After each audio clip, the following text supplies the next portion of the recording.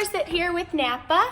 Today starts our One School, One Book program where we're reading a book called A Boy Called Bat.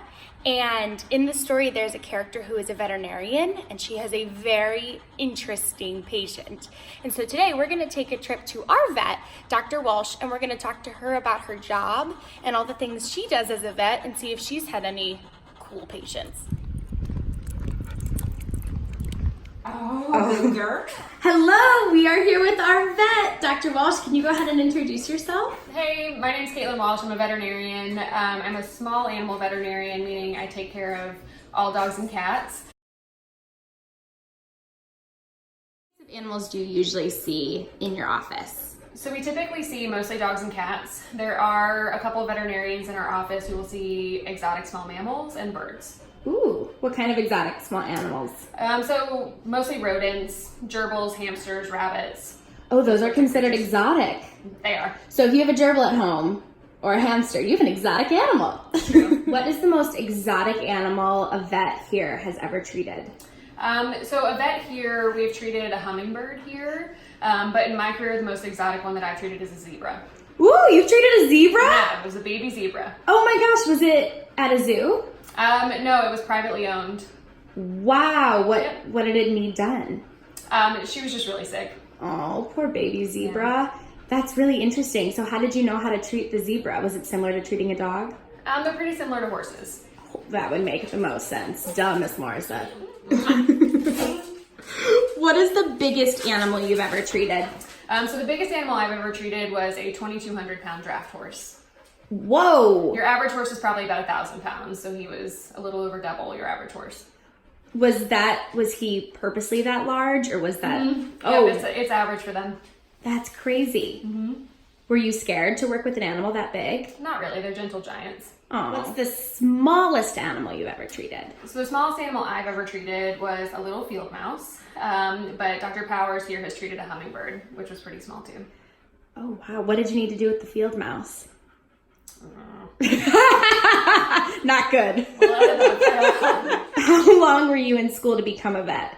So I went to undergraduate for 4 years and then 4 years for veterinary school. Okay, so after high school, 4 years of regular college, and then Right. another 4 years of just studying to Right. become a vet. Yep. Would you say that was very difficult?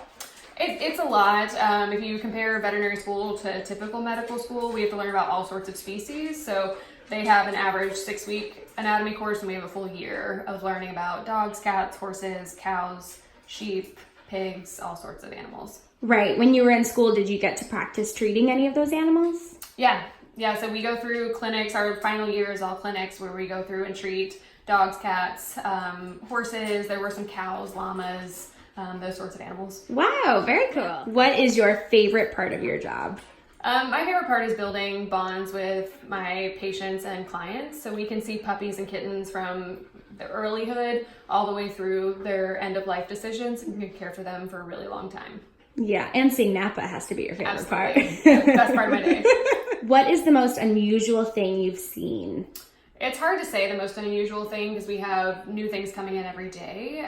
The beauty of our job is we see all sorts of animals, all sorts of ages, and problems that we've never seen before. Fortunately, we have North Carolina State Veterinary School close by, and so they help us out with those really unusual cases. Very cool. Has anyone in this office ever treated a skunk? Yes. I personally have not, but one of the doctors here has treated a skunk before. Right. So Napa's a very willing participant for our physical exam portion. So we do these physical exams multiple times per day on all of our patients, and it's part of their wellness. Just like when you go to the pediatrician, you have the doctor feel you all over and those sorts of things. So we always start at their head and go to their tail so we don't miss any parts. So we start with their eyes. Make sure their eyes look nice and normal in the front and all the way to the back. Then we look in their ears. They have a little bit deeper of an ear canal than we do, so we look down in there, make sure everything looks okay, make sure no redness, then go to their teeth. Most dogs are pretty willing with this, some are not. Make sure their gums are nice and pink. Napa is doing a great job showing that off. Their gums are feeling great. And they have lymph nodes under their chin, and in front of their shoulders. So we check to make sure those all feel normal. Thank you very much. Then we move back and we will listen to their hearts and lungs.